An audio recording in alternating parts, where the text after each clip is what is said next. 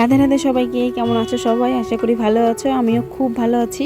আজ বৃহস্পতিবার ছিল, টিউশন বন্ধ, তাও ও একা পড়তে এসেছিল কারণ ওর এক্সাম ছিল আজকে। তো ফোন করে বলেছিল দিদি পড়তে আসবো, তো এক্সাম আছে। তো আমি বললাম ঠিক আছে আসো, কোনো ব্যাপার না, পড়িয়ে দেবো একজনই তো। সকালে উঠে যা কাজ থেকে বিছানা গোছানো, ব্রাশ টাশ করা সব হয়ে গেছে। তারপরে ওকে টিউশন পড়িয়েছি। ওকে পড়ানোর পর তারপরে তাড়াতাড়ি করে সবজিগুলো বানিয়ে নিচ্ছিলাম, কারণ আজকে আমি রান্না করব। কদিন ধরে আমারই রান্না করতে হচ্ছে। আজকে ভেবেছিলাম মাই রান্না করবে, কিন্তু মার অনেক মাটির অনেক কাজ ছিল আর প্রচুর মাটি দিচ্ছে বাড়ির পিছনে, তো ওর জন্যই মা একদমই রান্নার এখানে আসতেই পারছে না। তো আমি ভাবলাম যে আমি তাহলে রান্না করি, তারপর রান্না করে তারপরে স্নান করে পুজো দেবো। তো ওর জন্য একটু তাড়াতাড়ি করছিলাম, হয়তো পুজো দিতে দেরি হয়ে যাবে, বৃহস্পতিবারের পুজো দেওয়া, পুজো টুজো দিব, তারপরে খেতে পারবো। তো অনেকটা খিদে পেয়ে যাবো অনেক বেলা হয়ে গেলে, তো ওর জন্য একটু তাড়াতাড়ি করেছিলাম। তো সবজি টবজি এখানে বানানো হয়ে গেছে, পাট শাকের একটা তরকারি করবো আর এক মিক্স সবজি করবো, পুঁই শাক দিয়ে, মিষ্টি কুমড়ো, আলু দিয়ে। তো তারপরে সব কেটে ধুয়ে নিয়ে চলে এসেছি আখার এখানে, রান্না বসিয়ে দিয়েছি।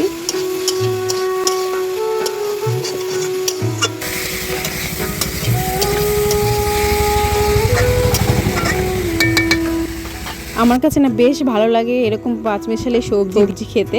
এরকম পুঁই শাক থাকবে, পটল, আলু, অনেক কিছু দিয়ে সবজি, আমার দারুণ লাগে খেতে। তো সেটা আজকে করছিলাম। এখানে রান্না হয়ে গেছে আমার, তারপরে এখন পুজো থালা বাসন ধুতে এসেছি। আর আজকে ভাই আমাকে অনেকটা হেল্প করে দিয়েছে পুজোর, অনেকগুলো ফুল তুলে দিয়েছে, ফুল, তুলসী পাতা, দুব্বো টুব্বো যা আছে, তুলসী পাতা না, ফুল, বেলপাতা, দুব্বো, ওগুলো সব তুলে দিয়েছে ভাই, অনেকটা হেল্প হয়ে গেছে আমার। তারপরে এখন বাজে 11টার সময় এসেছি থালা বাসন ধুতে।